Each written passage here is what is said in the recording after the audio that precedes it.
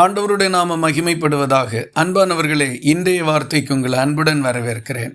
இன்றைய தியானத்துக்காக யோபுவின் புஸ்தகம் 19வது அதிகாரம் 26வது வசனத்தை வாசிக்க கேட்போம்.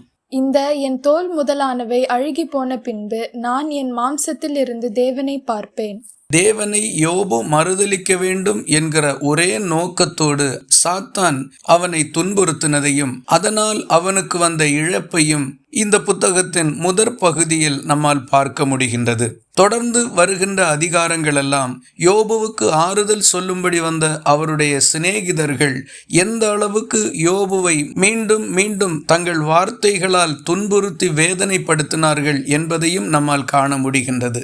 ஆனால் யோபுவின் வாழ்க்கையின் முடிவு பகுதியை பார்க்கும் பொழுது கர்த்தர் யோபுவனுடைய முகத்தை பார்த்தார், இழந்து போன எல்லாவற்றையும் இரண்டத்தனையாக பெற்றுக்கொண்டார். இந்த வரலாற்றின் மத்திய பகுதியில் நாம் பார்க்கும் பொழுது ஏன் இப்படி நடந்தது, எதனால் இந்த சூழ்நிலைகள் உண்டானது என்பது எதுவும் யோபுவுக்கு தெரியாத சூழ்நிலையில் மிகவும் தடுமாறி கொண்டிருந்த போது அவருக்கு ஒரு தேவ வெளிப்பாடு கிடைத்தது.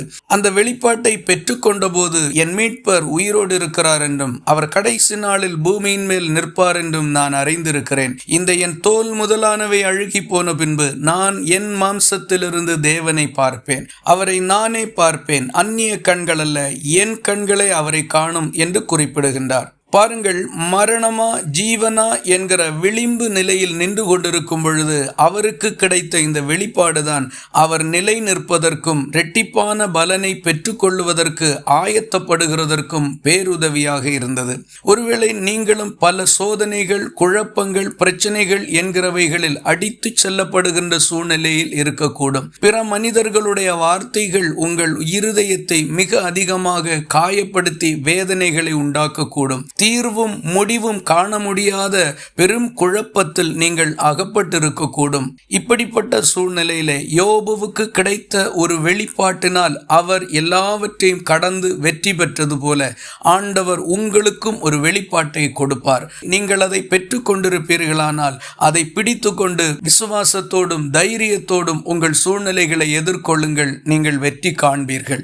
ஒருவேளை ஒரு வெளிப்பாடு இல்லாமல் இருக்குமானால் ஆண்டவர் அதை தரும்படிக்கு காத்திருங்கள். அதுதான் உங்களுடைய வெற்றிக்கான மிகப்பெரிய துருப்புச் சீட்டாக காணப்படும். முடிவில்லாத பிரச்சனைகள் இல்லை, தீர்வில்லாத எந்த காரியமும் இல்லை, எல்லாவற்றிற்கும் முடிவுண்டு. நீங்களும் வெற்றி பெறுவீர்கள். இந்த வார்த்தைகள் இந்த நாள் முழுவதும் உங்களுக்கு ஒரு ஆசீர்வாதமாய் இருப்பதாக. ஜெபிக்கலாமா?